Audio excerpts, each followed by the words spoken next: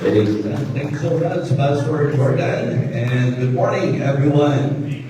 Well, in behalf of Maranatha International Baptist and Fellowshipping Churches of Victory Fundamental Baptist Church and Missions, and of course of Living Water Baptist Churches here and abroad, we would like to greet your church a happy 41st anniversary. Amen?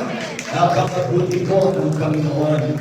And I really appreciate your beloved pastor, Pastor Jordan Onggoy. Of course, ang kanyang beautiful wife, si Ma'am Jenica. And all the members of this church, I want you to know that you are very much loved. You are very much appreciated in what you are doing for God. Kaya ngayong umaga, even to our visitors, we would like you to know that we are very happy to have you dito po sa celebration ito. Now, before I preach this morning, siguro po it is good to somehow clarify to everyone, especially to our visitors. Actually po, yung parents ng mga students, napakalaking blessing po sa celebration ng church na ito ang inyong pong pagdalo. At kanina po narinig ko na ang ating pong magiting na kapitan dito po sa itong lugar, kasama po natin kayo. So, yun po'y nakadaragdag ng lakas at ng encouragement sa church na nagse-celebrate sapagkat maging ang ating pong kapitan ay nagpapadama ng kanyang pakikisaya sa mahalagang celebration ito. Kaya minsan pa, talapakan po natin ang ating kapitan. Kap, thank you so much po sa inyong pakikisama po sa celebration ito. Well, thank you for that wonderful introduction. But this morning, it is good for all the visitors to understand that this celebration is actually not the celebration of a religion.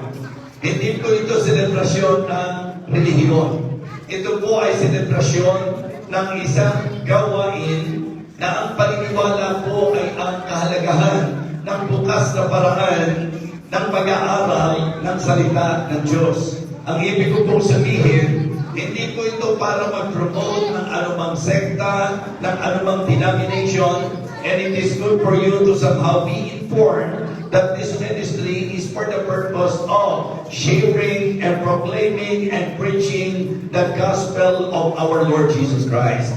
Kaya na hindi po tayo nakikiayon sa usapang tibahin po ng mga religion. Of course, no one can question that the intention of the religion, of every religion is good, but it is still good to understand that in the Bible, ang pinaka-importante po ay ang ating pong makalaman ang salita ng Panginoon. Amen? Kaya once again, thank you so much for the invitation. And it is my great privilege and honor to be considered as the speaker sa inyong pong celebration. Actually po, ngayong umaga, medyo sumetro tayo sa ating pong mga bisita, sa mga magulang po ng ating mga estudyante, at yun po sa ating mga kaibigan at mga kasama. Kaya sa celebration po, kayo po ang unang bahagi. And this morning, I would like to share with you a very important message na kung saan dapat ito po ang kaalaman at marinig ng mga tao. So kaya ngayon po, let me share with you the message of the Lord. Kanina sa listen to the choir, yung message nung awitin nila, parang nagpe-prepare na po ng mind at heart po natin sa message po na ibabahagi ko sa inyo. And the good thing about the choir songs, talagang intindido kasi Tagalog na Tagalog po yung pong version o kanilang pong awit, and the message of the songs para sa akin po ay sapat upang makapagbigay po ng klarong message sa bawat isa po sa atin. So again, tayo po'y nandito para i-celebrate ang kadakilaan ng Panginoon sa buhay po ng Bigan City Calvary Baptist Church. Kaya po, hiling ko po sa bawat isa, palakpakan po natin ang church na ito sa kanila pong pagdiriwang ng ika-41 anibersaryo. At ang lahat ng ito ay dahil lamang sa biyaya at kabutihan ng ating Panginoon. Now this morning, please try your best to be attentive at magkaroon po tayo ng mataas na pagbibigay galang po sa panangaral ng salita ng Diyos. And we are very happy kasi kahit yung mga anak-anak po ninyo, sila po'y nakaupo, nakikinig, at matahimik na kasama po natin sa ating pong pag-aaral ngayon. So the message that I would like to share with you this morning is the message I entitled, The Calvary, the Cross, and the Christ.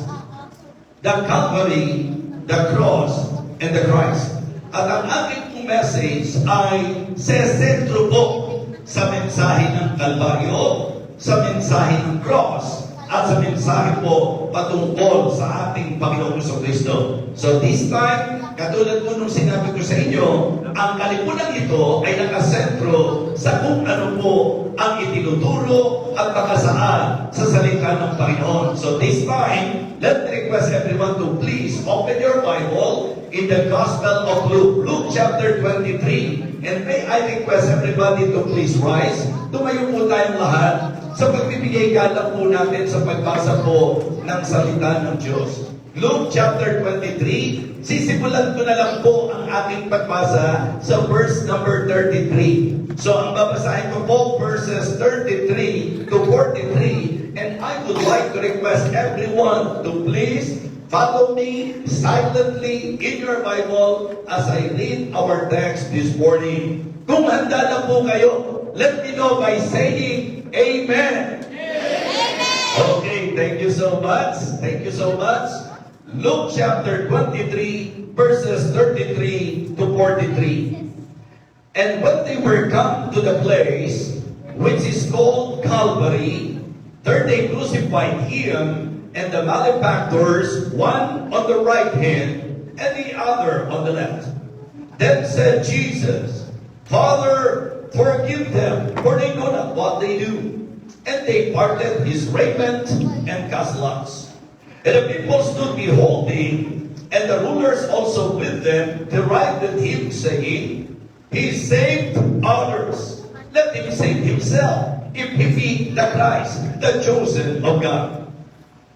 And the soldiers also mocked him, coming to him and offering him vinegar, and saying, If thou be the king of the Jews, save thyself. And a superscription also was written over him in letters of Greek and Latin and Hebrew. This is the King of the Jews. And one of the malefactors which were hanged railed on him, saying, If thou be Christ, save thyself and us. But other answering rebuked him, saying, Dost not thou fear God, seeing thou art the same condemnation? And we indeed justly, for we receive the due reward of our deeds. But this man hath done nothing amiss. And he said unto Jesus, Lord, remember me when thou comest into thy kingdom. Verse number 43. And Jesus said unto him, Verily I say unto thee, today shalt thou be with me in paradise. Again, the message of the Lord this morning, the Calvary, the cross, and the Christ. Let us go to Him in prayer. Let us pray. Our gracious, loving Father, thank you so much for this wonderful day. Thank you for another year that you have given to Vegan City Calvary Baptist Church. Thank you for the leadership of Pastor Jordan. And thank you for the faithfulness of the members. And this morning, Lord, we want to hear your words. May you enlighten our minds, O God. May you fill me with your Holy Spirit and help me, Lord, that I may share your word with clarity. Nawa, maramdaman po ng bawat isa ang iyong dakilang pag-ibig at ang mga mensahe nito ay bawang pumukaw ng aming mga puso para ma-realize po namin na ang pinakamahalaga sa buhay na ito ay ang matiyak po namin ang aming kaligtasan. Again, I would like to commit to you myself and my preaching, Heavenly Father. For all of these things I ask and pray in Christ's most holy name. Amen. Amen. Ibinabisita po na po tayo. So, sa ating pong pagbibigay pansin sa passage na binasa natin, parang gusto ko kayong dalhin doon po sa senaryo sa Kalbaryo. I want all of you to somehow refresh in your mind. Kanina po, as I listened to the introduction of Pastor Jordan, he mentioned to us na ang ating pong gawain ito'y nagpasimula sa pananampalataya. At magandang maisip po natin kung ano po ang sentrong mensahe ng usapin po ng pananampalataya. So again, kung babalik talawan po natin ang senaryo sa Kalbaryo, mabibigyan pansin po natin yung message na dapat maunawaan ng bawat tao. Again, as what I have mentioned in my introduction, this is not religion. And my preaching is not to promote any religion. We are very happy because Catholic Baptist Church is now celebrating their 41st anniversary. And again, ang Calvary Baptist Church is not a religion. It is not another religion. Calvary Baptist Church is a church. It is a ministry na naniniwala sa bukas na paraan ng pag-aaral ng salita ng Panginoon. I believe all of us here, we are aware more than 2,000 years ago na ang ating Panginoong Jesucristo at Panginoong Jesucristo po ay nagdusa doon po sa Calvary. Siya po kung paano nagtigis ng kanyang dugo, importante po yung pong maunawaan ng bawat isa sa atin ang mensahe. Kaya nga sinasabi ko po sa inyo, maganda po siguro na ang maging treatment natin sa ating pag-aaral, huwag niyong iisipin na yung nakatayo sa inyo, ako lang po ang nagsasalita. What I would like all of you to realize, and this is the reason why I emphasize to you, that we need to give our high reverence, yung mataas na pag-aaral natin, because ang aking pong ipapangarap sa inyo ay hindi po salita ko, kundi salita ng Diyos. Now, sa pagbabalik tanaw natin sa senaryo po, more than 2,000 years ago, nandun po ang lugar na tinatawag na Calvary. At doon po sa Calvary, meron pong mga crosses po doon. Nandoon ang krus ng dalawang kriminal at ang krus ng ating Panginoon Kristo. And definitely, nandoon po ang Kristo. So, it is good for all of us to really see and understand yung message na dapat maintindihan ng lahat. What is the message of Calvary? Ewan ko kung sa inyo po dito ay naiintindihan nyo po yun. O ano ba? Para bang, ano ba ang kalbaryo mo sa buhay? Ginagamit po yung salitang kalbaryo to express suffering. Ang ibig sabihin po, the message of Calvary is about suffering. Yes, sapagkat sa Calvary po nangyari ang pinakamatinding pagdurusa, sa Calvary po nangyari ang pinakamatinding paghihirap, at ang pinatutungkulan po natin is the suffering na dinanas ng ating Panginoong Jesucristo. Just try to imagine, mga kapatid, ang ating Panginoong Jesucristo, iniwanan po niya ang kaharian sa langit. Iniwanan po niya ang kalwalatian sa langit. He came to earth to suffer for the sin of mankind. To sacrifice for our sins, mga kapatid. Kaya nga para sa akin po, it is good na akin pong maipaunawa sa lahat ng tao, at ako bilang binigyan ng Panginoon ng tawag upang maging mangaral, ayoko pong mangaral ng kung ano-ano pong mga pangsariling puro-puro at haka-haka ng tao. What I would like to preach is the message of God, and it is good for all of us this morning to understand the message of Calvary is suffering. Yes, our Lord Jesus Christ suffered so much para po sa sangkatauhan. Amen? Isipin niyo po sa usapan ng Kalbaryo. Ang mensahe nito yung tiniis ng ating Panginoong Jesucristo. Ang mensahe po nito yung hirap na kanyang naranasan. Isipin niyo na mula po doon sa mahabang lakarin, pasan-pasan po niya ang krus. At habang pasan-pasan po niya ang krus, mga minamahal, meron pong lumalapit po sa kanyang katawan. At sa pag-aaral po, tinuklas na yung pong latigo na inihahataw sa katawan ng ating Panginoong Jesucristo ay hindi po yung ordinary o karaniwang latigo. Ito po ayon sa mga Bible scholars, yung pong pinakagulo po nito na inihahataw po sa katawan, meron po yung mga iba't ibang tinig na kapag inihataw sa katawan, yan po ay magdudulot ng 49 stripes na sugat. Yun ang dahilan kung bakit sa paglalarawan, halos hindi nyo na po makikilala ang ating Panginoon sa Kristo dahil po sa matinding pasakit at sa matinding sugat na tinamok ng kanyang katawan. So mula sa malayong lakarin, hinahataw po siya ng latigo at pag hinahataw po yan at hinahatak po yan, humihiwa po yan sa kanyang katawan. So napakatindi po ng sakit, hirap at pagkurusa na tinanas ng ating Panginoon. Now, for you to better understand what I am saying, tingnan niyo po ang sabi ng Isaiah chapter 53. Isaiah chapter 53. Ang sabi po ng verse number 1, who hath believed our report, and to whom is the arm of the Lord revealed? For he shall grow up before him as a tender plant, and as a root out of a dry ground. He hath no form nor comeliness, and when we shall see him, there is no beauty that we should desire him.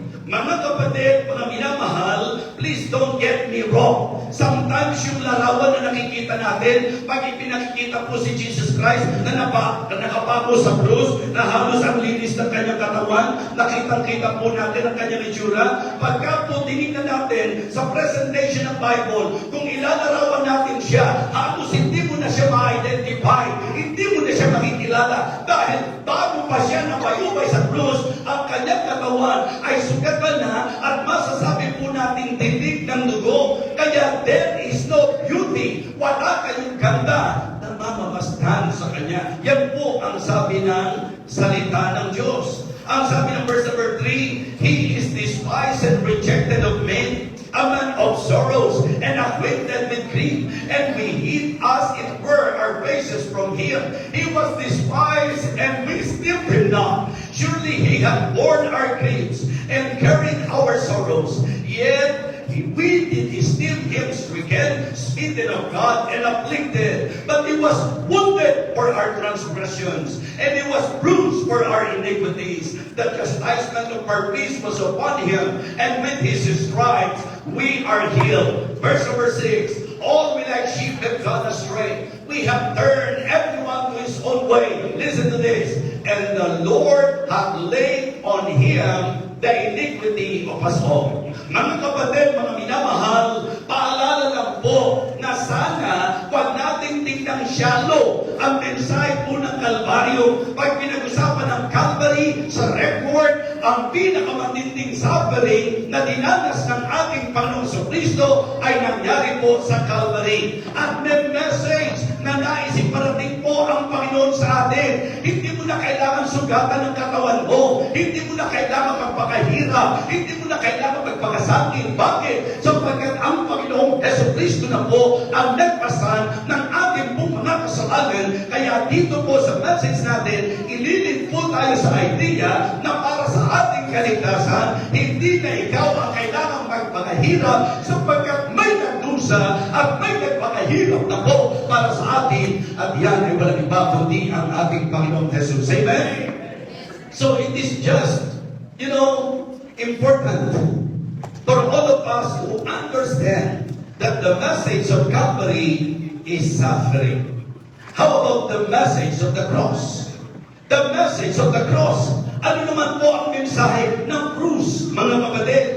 Ang mensahe ng krus is actually shame. Kahihiyan. You know why? Kasi po sabi po ng Biblia, sa sulat ni Apostol Pablo sa mga taga-Galacia, sinusumpa ang bawat ibinibitin sa punong kahoy. Ang ibig sabihin, yung mga ipinapako sa krus, ang ipinapako doon, mga pusakal, mga kriminal. Kumbaga, sa panahon po natin, kung meron pong capital punishment, sa panahon po natin, nagkaroon tayo ng tinatawag na lethal injection, di po ba? Meron po tayong silya elektrika. Yan po ang ating pong mga capital punishment. But way back then, during the time ng ating Panginoong Kristo, siya po ay nagdusa at dinanas po niya ang pinaka-capital punishment nung kanilang panahon. Ano po yung crucifixion? Crucifixion. And just for you to be aware of this very important thing, hindi ba sa usapang krus, nilinaw sa atin ang ating pong talata ngayon, hindi isa lang ang krus na nandoon. Ilan po? 3. At kung aaralin po natin, yung tatlong krus na yun, ang kahanay ng ating Panginoon sa kaliwa at sa kanan, sabi po ng Bible, mga kriminal. Ibig sabihin po, the message is very clear na ang ipinapako po doon sa krus ay ang mga pusakal, ang mga kriminal, ang mga lumalabas na salot ng lipunan. Kaya kung ikaw ay kamag-anak, nung po napapako doon sa krus, medyo kasama ka sa mapapahiya, sapagkat ang mamatay sa krus, ang magdusa sa krus, ay kahiyahiyang bagay. Tingnan niyo po ang sabi ng Hebrews chapter 12. Just for you to have an idea kung bakit sinasabi ko po sa inyo that the message of the cross is shame. Di ba? Kahihiyan. Kahiyahiyan po ng ating Panginoon ay na-line up sa mga tampalasan, sa mga pusakal at mga kriminal.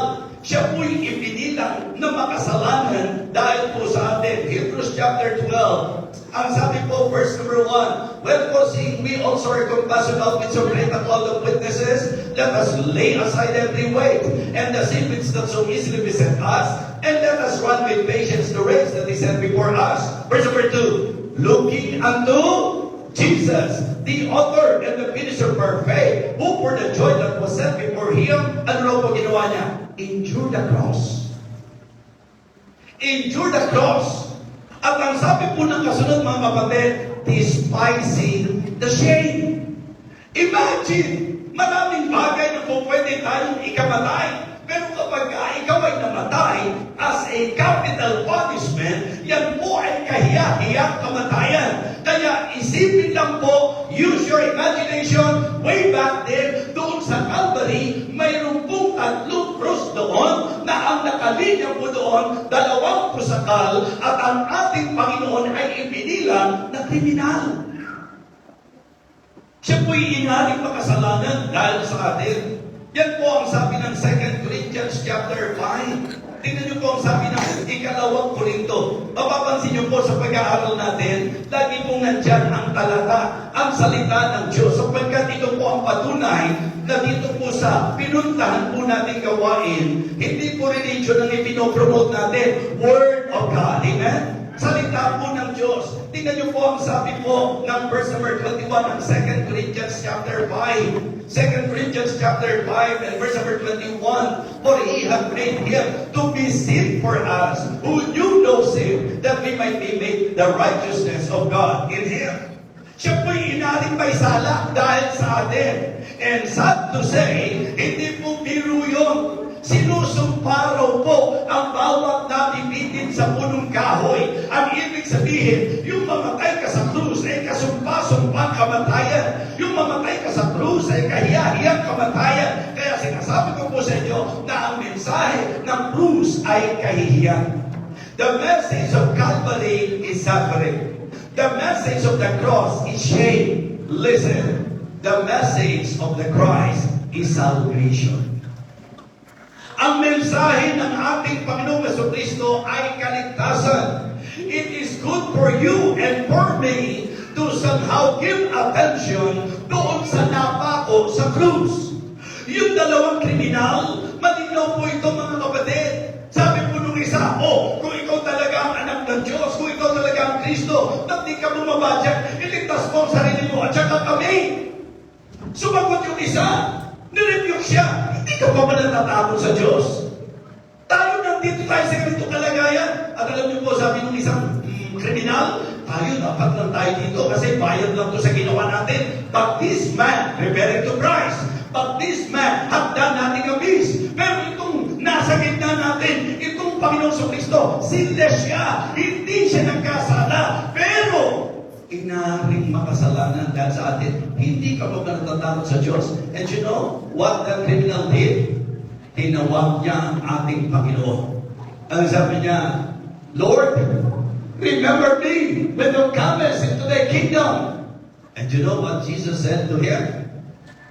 Verily, I say unto thee, today shalt thou be with me in paradise.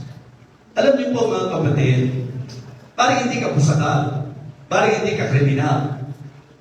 Ako po hindi po sakal, ako po ay hindi kriminal. Mukha lang, alam mo?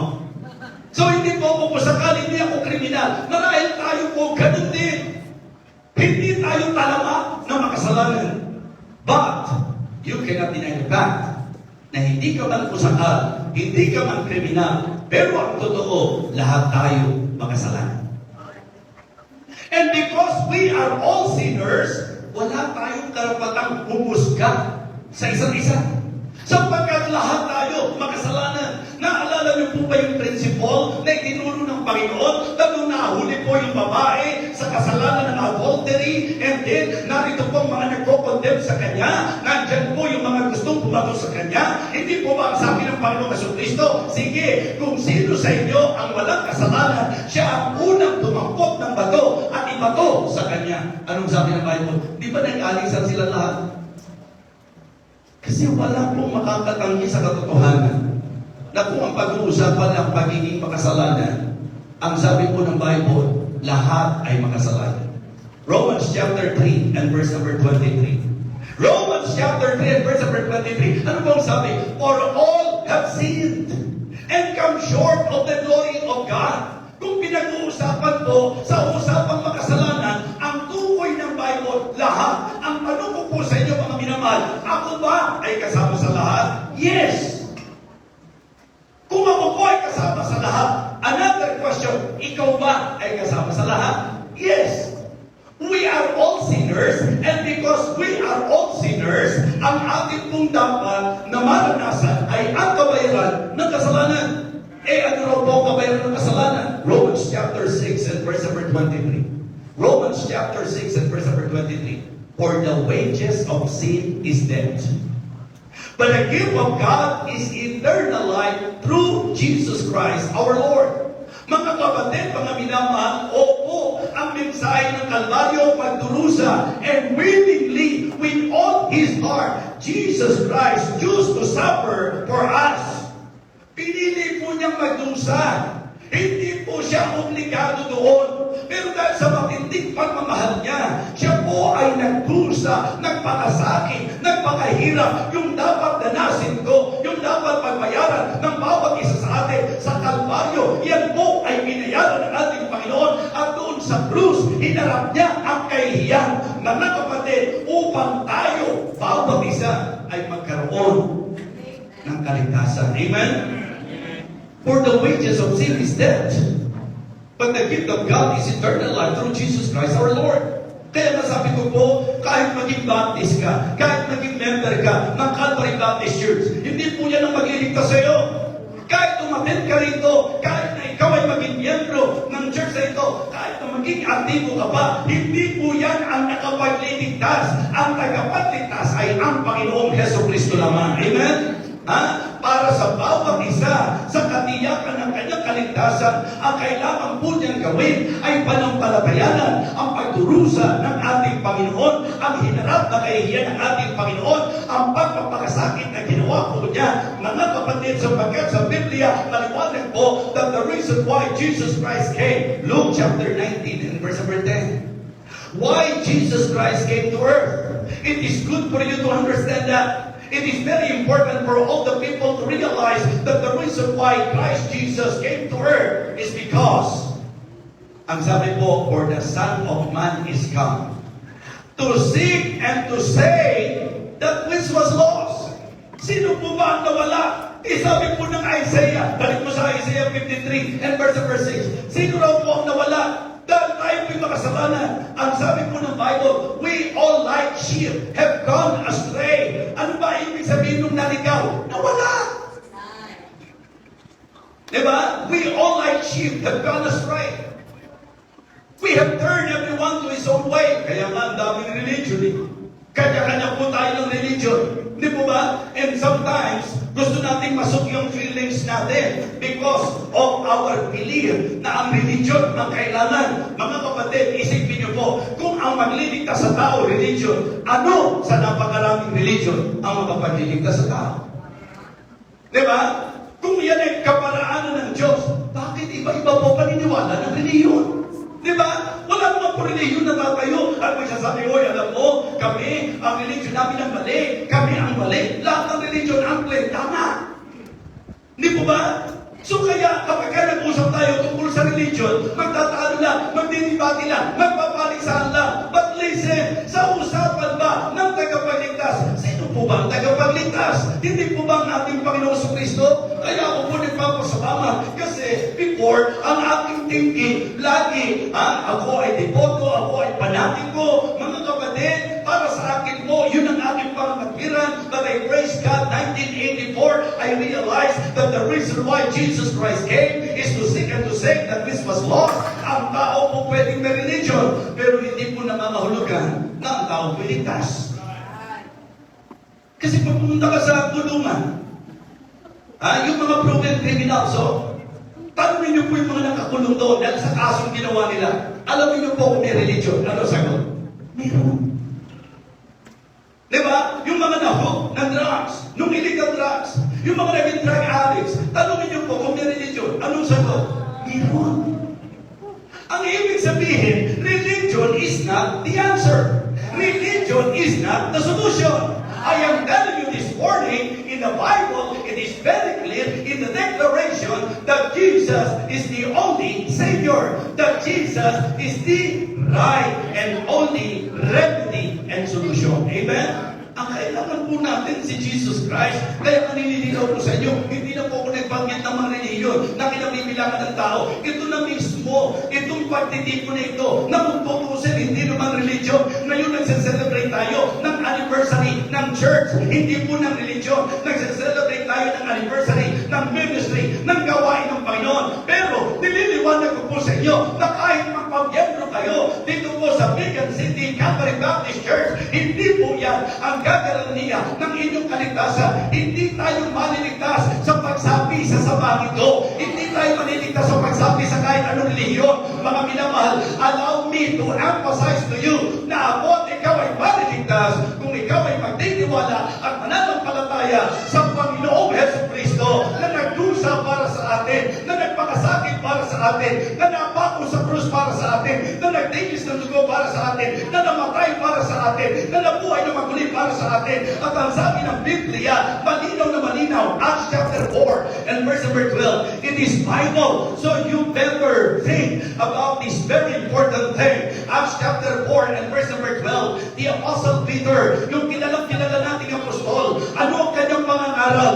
Acts chapter 4 and verse number 12, neither is there salvation in any other, for there is none other name under heaven given among men whereby we must be saved. Wala raw pong ibang pangalan. Yan po ang malinaw na sinabi po sa Tagalog na salin. Acts chapter 4 and verse number 12, sa kanino mang iba ay walang kaligtasan sapagkat walang ibang pangalan na ibinigay sa silong ng langit na sukat nating ikaligtas. Alam niyo po, isa sa bagay na pinasasalamatan ko sa Panginoon, nung ako'y kinusin niya at kausapin niya na ang katotohanan sa usapan ng kaligtasan, si Kristo lamang po ang tagapagligtas. Amen?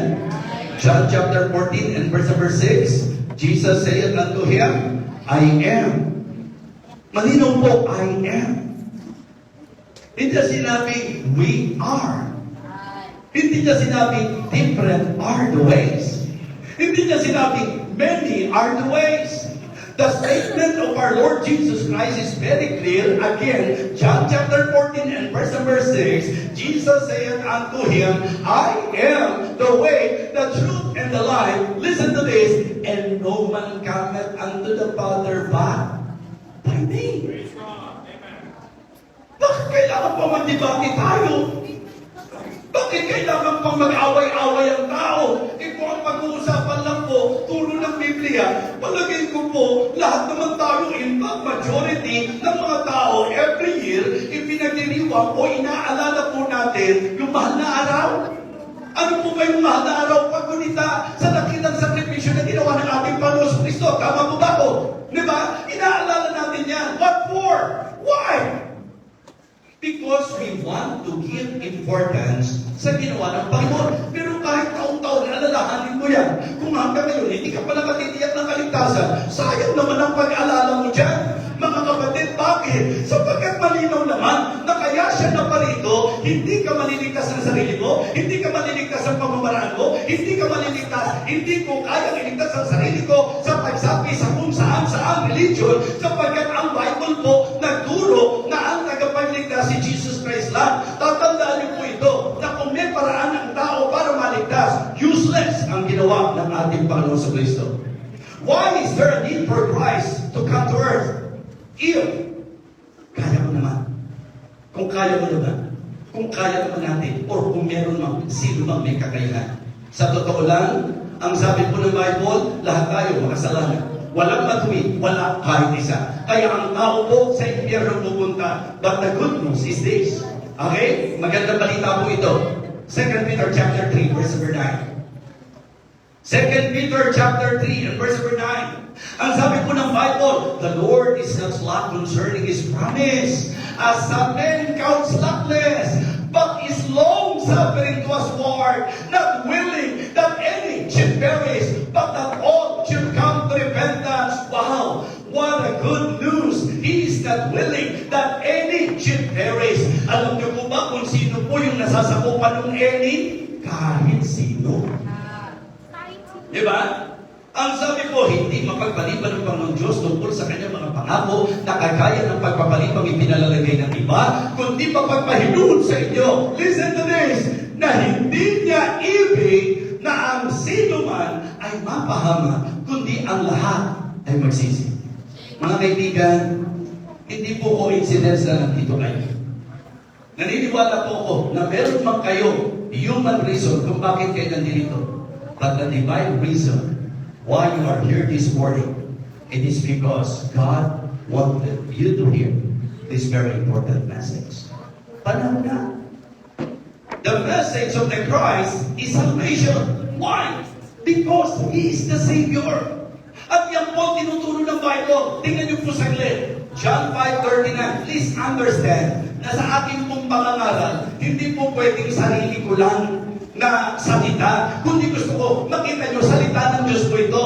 Okay, John chapter 5 and verse number 39. Sabayan nyo po ako. Anong sabi? Search the scriptures, for in them ye think ye have eternal life, and they are they which testify of me. Saliksikin daw po natin ang mga kasulatan, sapagkat dito nyo iniisip na kayo ay may buhay ng langgan, at ito ang nagpapatuto patungkol sa akin. Gusto ko pong iparating sa inyong lahat, especially to all our visitors this morning, that the reason why you are here, sapagkat nais ng Diyos na ipabalita sa inyo ang napagandang balita that God is not willing that any should perish, but that all should come to repentance. But we must acknowledge, we must accept the fact and the truth that Jesus is the only way to heaven, that Jesus is the only mediator between God and man, that Jesus is the only name given under heaven for our salvation. Ang sabi po, John 14:6, Jesus said unto him, I am the way, the truth, and the life, and no man cometh unto the Father but by me. Hindi ka raw makakarating sa Ama. Ang Ama ay nasa langit. Hindi ka makakatiyak ng langit, kundi ka dadaan sa kaisa-isang daan. At ang sabi ng Bible, ang claim ng ating Panginoon sa Kristo, siya lang ang tanging daan. Amen? And in 1 Timothy chapter 2 and verse number 5, ang sabi po ni Apostle Paul, for there is one God and one mediator between God and man, the man Christ Jesus. At doon nga po sa sabi at aral ni Apostle Pedro, as for 12, is there salvation in any other, for there is none other name under heaven given to man, whereby we must be saved. Hindi po po nais gawing komplikado ang mensahe ng kaligtasan. Ang malinaw na turo ng Bible, si Jesus ang tagapagligtas. Kahit bata, tanungin natin, alam nila na si Jesus ay tagapagligtas. Kahit ang bata, tanungin natin, bakit pumarito si Jesus Christ sa lupa? Para po tupusin tayo, para po iligtas tayo. Kahit bata, alam ang sagot. That the reason why Jesus Christ came is to seek and to save that which was lost. Pero pag tinanong mo yung tao, okay? Ikaw ba'y ligtas na? Aba, walang nakakaalam niya, walang makatitiyak niya. Habang buhay tayo, hindi natin matitiyak yan. Ano po ang silbi ng may tagapagligtas tapos hindi pala natin matitiyak? Ano po ang silbi na pumunta ang Panginoon sa Kristo rito? Kundi po pala po pwede matiyak. Mga kapatid, sa usapang tao, ang sabi nila, hindi mo malalaman hanggang buhay ka pa. Hindi ka makatitiyak, walang makatitiyak. Yan po ang sinasabi ng tao. Pero ngayon po, kaya tayo nandito, makikinig tayo. Hindi sa sinasabi ng tao, makikinig tayo sa sinasabi ng Diyos. Amen? Ano po ang sinasabi ng Diyos? 1 John chapter 5. Ang sabi ng kanyang salita, 1 John chapter 5, verse 11, 12, and 13. Okay? Sundan po ninyo. And this is the record that God has given to us eternal life. And this life is in His Son. Verse number 12, He that hath the Son hath life. And he that hath not the Son of God hath not life. Listen, ito na po din natin. Verse 14, malalaman ba o hindi? Ang sabi ng verse number 13, these things have I written unto you, that you believe on the name of the Son of God, that ye may know that ye have eternal life, and that you may believe on the name of the Son of God. September 7, 1984, I praise the Lord for enlightening my mind. I realize na para maligtas ako, kailangan kong aminin na makasalanan ako. Kailangan kong harapin ang katotohanan na hindi ko kayang iligtas ang aking sarili. Kaya kailangan ko na magliligtas sa akin. And I praise the Lord because I understood way back then that Jesus is the only Savior. At hindi ko po makalimutan yun, mga minamahal. September 7, 1984, when I decided to humble myself before the Lord, to admit to Him that I am a sinner, that I cannot save myself. I asked for His forgiveness. September 7, 1984, when I decided to open my heart, and by faith, hindi po feelings, by faith, pinanampalatayan ko po na siya ang tagapagligtas, tinanggap ko po siya sa aking puso. Kaya mula po noong September 7, 1984 hanggang ngayon at hanggang sa pagdating ng Panginoon, pinangahawakan ko po na ako ay ligtas. Hindi dahil sa akin, kundi dahil sa Kanya na nagpakahirap sa Kalbaryo, na binaliwala ang kahihiyan upang maging tagapagligtas ng sino man na sa Kanya mananampalataya. Kaya ngayong umaga, gusto ko pong sabihin sa inyo, higit sa ano pa mang dahilan, ang Diyos po ang may dahilan kung bakit nandito po tayo. For us to realize that we need Him as our Savior. Paalala lang po, maraming tao alam at kilala si Jesus na siya'y tagapagligtas. Pero gusto ko ma-differentiate po, iba po yung alam mo na tagapagligtas siya. Iba po yung kilala mo lang na tagapagligtas mo siya. Doon sa naranasan mo siya sa buhay bilang yung tagapagligtas. A simple illustration I believe can help. Biogesic is a very effective medicine kapag may headache ka. Diba? Alam natin lahat yan. Sakit ang ulo! Biogesic. Pero tanong ko sa inyo, kung masakit ang ulo niyo, sapat ba na alam mo lang, masakit ang ulo ko, ang biogesic, magaling sa sakit ang ulo ko yan. Galing na ba sakit ang ulo ko? Kaya alam mo ang biogesic. Diba, knowledge is not enough. Para maranasan mo ang epekto ng biogesic, you need to take that biogesic. The same thing. Pwedeng alam mo tagapagligtas si Christ. Pwedeng alam mo, kilala mo siya as Savior. Pero para magkaroon ng epekto sa iyo, you need to take Jesus. That is the reason why nililiwanag po natin sa lahat. Ang napakahalaga ay ang tanggapin natin siya bilang tagapagligtas. Last verse, John chapter 1 and verse 12. John chapter 1 and verse 12. Ang sabi po ng Bible, but as many as receive Him, to them gave He power to become the sons of God, even to them that believe on His name. Ang Biblia po ang nagsasabi na ako at ikaw, bibigyan lang ng karapatan na maging anak ng Diyos kung tatanggapin natin siya. Kaya ngayong umaga, yan po ang pinakasentrong mensahe ng ating pong pagdidito, that Jesus Christ came to save us. Are you saved today? Kung hindi pa po tayo nakatitiyan, itong araw na ito, anibersaryo po ng Medium City Calvary Baptist Church, diniwanag ng Diyos sa iyo ang kaligtasan. This morning, aanayahan kita. Ginawa ko po ito noong September 7, 1984, na ako po ay nagpakababa sa harapan ng Diyos. Kinilala ko po na kailangan ko siya. At September 7, 1984, I opened my heart to Jesus and by faith, I accepted Him as my Savior. Ngayong umaga nito, kung nais niyo pong tanggapin ang ating Panginoon bilang ating tagapagligtas, ito po ang kalooban ng Diyos para sa bawat isa sa atin. Yung bawat tayong lahat at tumigil. Lahat po ay umupo at tumigil. At sa panahon ito, sa pagkakataon ito, huwag niyo pong hayaan na tayo po ay magambala o madistorbo. Let us focus our mind and our heart to this very important message. Friends, beloved friends, the Bible is very clear in the declaration that the reason why Jesus Christ came is to save us. At ito po yung kailangan natin tiyakin. Ngayong umagang ito, kung naging maliwanag po ang mensahe sa atin, at gusto po nating tanggapin si Jesus, tayo po'y mananalangin. If you want to open your heart to Jesus, you realize the message is right, the message is true, that Jesus Christ is the only Savior. Jesus Christ suffered for us, despising the shame, to be our Savior.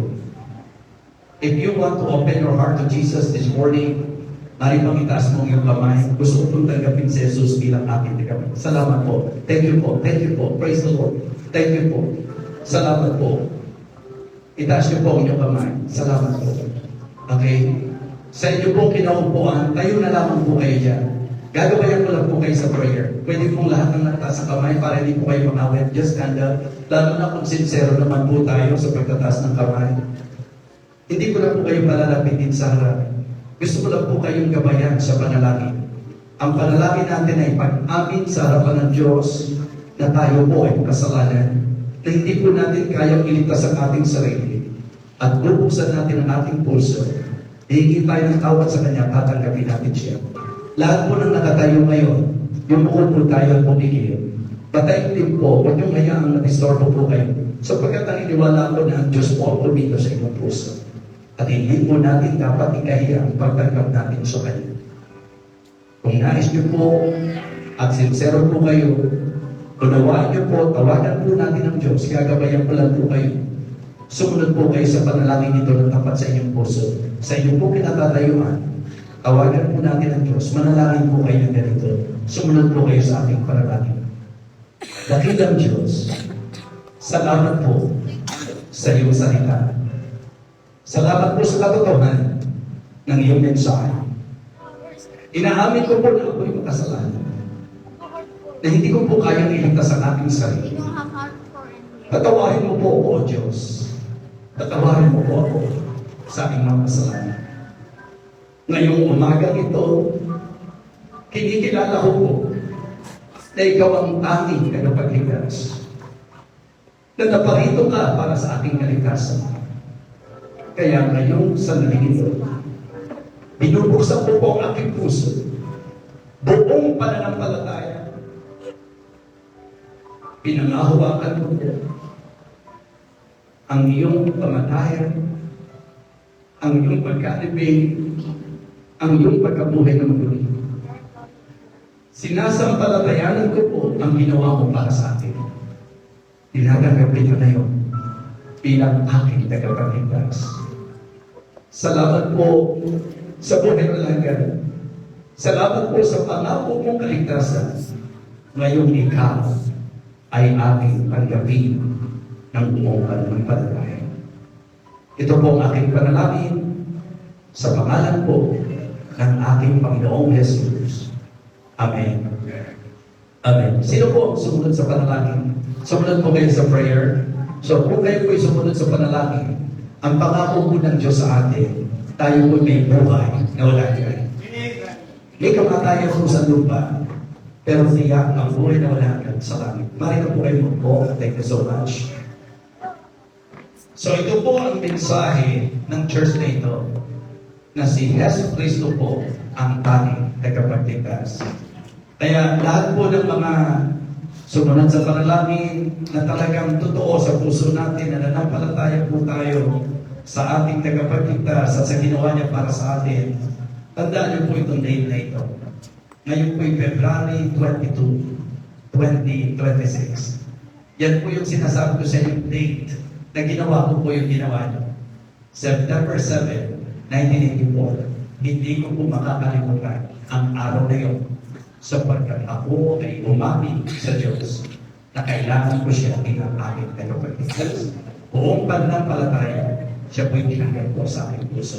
Again, thank you so much po sa bawat isa. Pagpalain po tayo ng Panginoon at sa Beacon City Calvary Baptist Church, again, happy 41st anniversary. To God be the glory. Thank you so much.